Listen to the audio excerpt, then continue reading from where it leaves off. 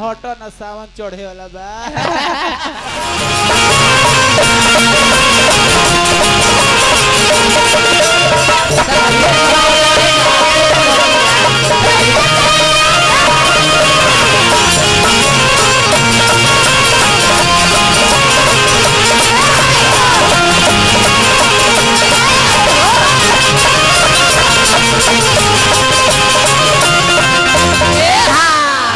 साझे से नाच देखे मामा तनी को मछिया दी दिन रंगीन अरे दी बड़ा झरता रे दिन है अरे दिन तनी सभा में आ रहो रहो देखो भाव केंगा देखावल जाला हल चली भाव तो देखा दे कि तेरा कंप्यूटर में घाव आ ढेर भाव देखला लेकिन हई ढलाई वाला भाव ना आ रही आ तारा हिस्से का मतलब मर देते मान के चलो जनेऊ हमार भई रहल त जनेऊ में मुड़न होला नु छिलाला नु आइंकर बाबूजी मोले त छियले ओइ बना अरे मेहर छोड़ी दा कस रे नुनु बतानी भाव में आओ अरे रहो ना रे अरे देखबो ई कितना अच्छा लगता हां आ ओ में कहता जीव रे फुआ हमरा बुझा गइल के बबुआ गौनई क्षेत्र में फुओ के लेके घुमत रहन मार मुंह ढकेरे नतिया अरे तवलिए कदेला अरे भोर हरिया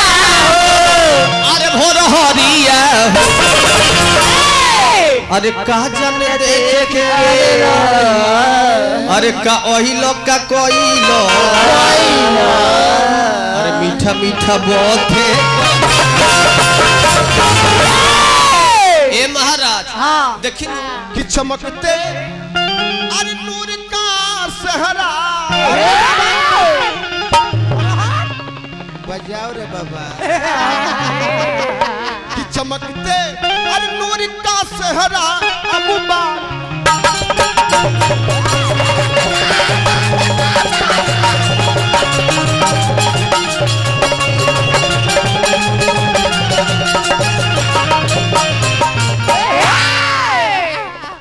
यही में तनी दिल्ली मुंबई चल जाए बाप रे बाप तो हमने किया कितना अच्छा घूक तान के माता बहन गावे लो और जो 60 बरिस के पुरानिया काकी और वो जीन्स टी शर्ट झरले बैठ हम महाराजा उ लोग और माई के मंदिर में जाला तक निमिया के डाढ़ मैया गावेला हेती हेती सौखी फूलडाली ले लो ए सालू भैया अब भाव में जले गीत जानता नहीं क्या गावे लो अरे तो मेरे रस के कमर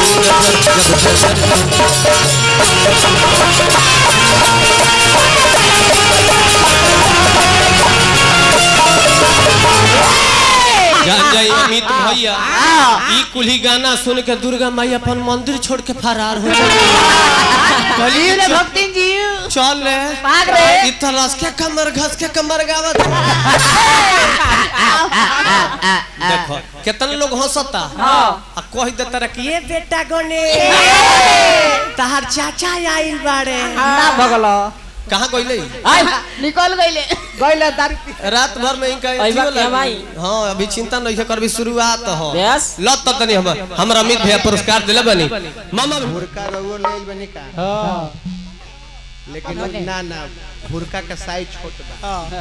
ओ हुरकी हो आओ करी पाहुन भाई भगवान शंकर के डमरू हो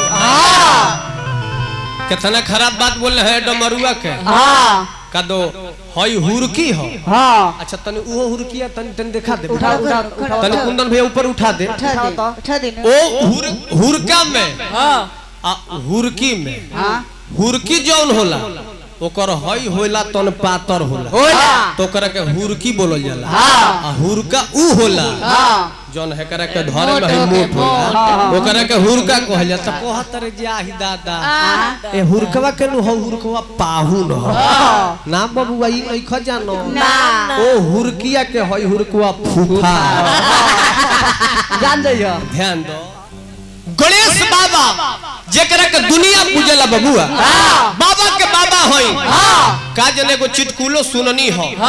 आज एगो काज न पियकड़ गइलू पियकड़ कर रोलो नहीं के। अब बताई जे दारू मार लेता ओकरा कर्पूर गौरम आवे लगी ओकरा कर्पूर गौरम ना आई तू कही कि अजीत अजीत जे में बड़न तार लालक ना हई हमार आ ओहू में इतना खराब बात कहतर की पिया कड़ावा ना बबुआ अपना मुंह से ए बेटा गणेश हम कोने की आही दादा ही बाबा ही बाबा जौन व्यक्ति भगवान गणेश के बेटा कह देहले कहले के ए बेटा गणेश तार बेटा हुए ना भगलो आ जाई हो भगला कि ना जौना व्यक्ति के यही गणेश बाबा क्यों कर दो चार को सवाल पूछ दे तो बता देबो बताई हो अगर ब्यास हो तो बताई हो जे गणेश भगवान के 4 गो भुजा हो 4 गो भाई हनु भैया उ चारू पहिया कब कब केकरा रक्षा कइले बा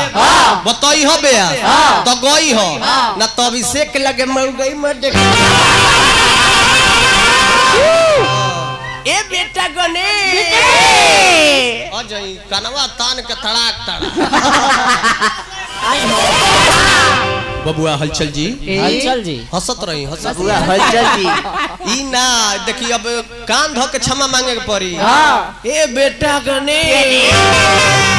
कान धो के क्षमा मांगी हंसी नहीं है लड़का कहतर कि कलाकार के ध्यान ए पर ना रहेगे ना ओहू में सुननी है कि हई दूगो अंगूठी पहिन ले बड़ा काहे खाती ना बबुआ अच्छा जाय दी हमनी के कलाकार हो जा आ ओहू में मर्द हो जा तो हमनी के अंगूठिए नु गर्दन उर्दन में पहिनब जा जब यहाँ के बाबूजी गुजरले नु तो नौकरी करत रहे बढ़िया नौकरी करत तो कहले कि बबुआ हलचल हमार लास्ट माने इहे अंतिम इच्छा बा आ कि तू हई तनी दोनों कानवा छेदवा ली तो हलचल जी कहले कि बाबूजी रउआ पिताजी हई हमार जन्म करता हई रउआ तनी हेने हेने अनु भैया हमरा के हजारों हजार रुपया के पुरस्कार भेजले बनी माता रानी से बुझाई से दिन जाना चौकुन होके जय हो तो जान जाई जे लोगरी है के कहे कि पिताजी रउआ हई हमरा कान छेदवावे के कह देहनी हो कहले कि ऐसे आज तू तहर ना गौनइए चलता ना तू कुछ नौकरिए करबो ऐसे छेदवा देनी हो कि मान के चलो हम जियते जी तो तोरी तहरा के कुछ ना कहनी मर गइला के बाद छेदवा देनी है से कि तू बधाइयों का के अपन काम चला देखो ई अभिषेक के का बोलब रहुआ अरे वो घर से सोच के आवत होके अभिषेक मंच पर बोले ले तो ई माइक प्रसादी हो मास्टर साहब बड़ी भाग से देह पर चढ़ेला अब देखो तनी चिरकुटे से काम चला लेता अरे जय हो ई कुली जय हो कह दी हलो ई मत कहो कि जीव रे बड़की माई हां ई कुली ना आ फुआ के प्रचार मत करी हजार मुड़ी पाया चढ़ के हमने की है के माता बहिन आ गीत गावे लो कौन छी अरे तनी मिया की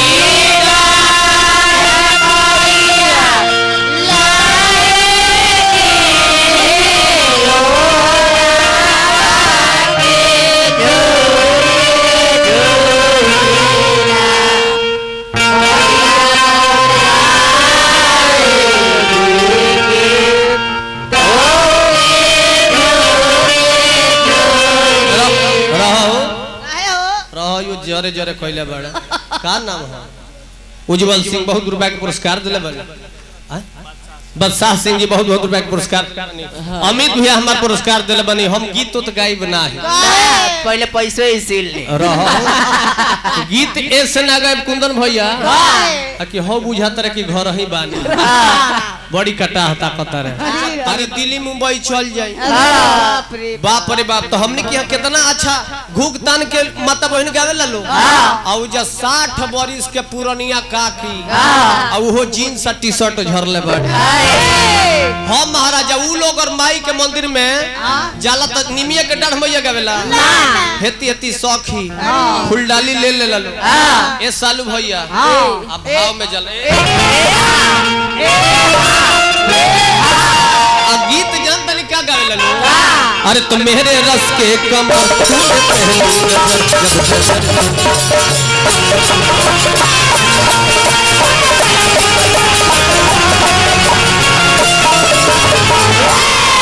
जान जाई अमित भैया ई कुली गाना सुन के दुर्गा माई अपन मंदिर छोड़ के फरार हो गई रे भक्ति जी चल रे भाग रे इतना रस के कमर घस के कमर गावत देखो कितने लोग हंसता आ कह देता रे कि ये बेटा गने तहार चाचा आइल बाड़े ना भगलो कहां गइले निकल गइले रात भर में इनका हां अभी चिंता नहीं करबी शुरुआत हो लत तनी हमरा अमित भैया पुरस्कार दिले बनी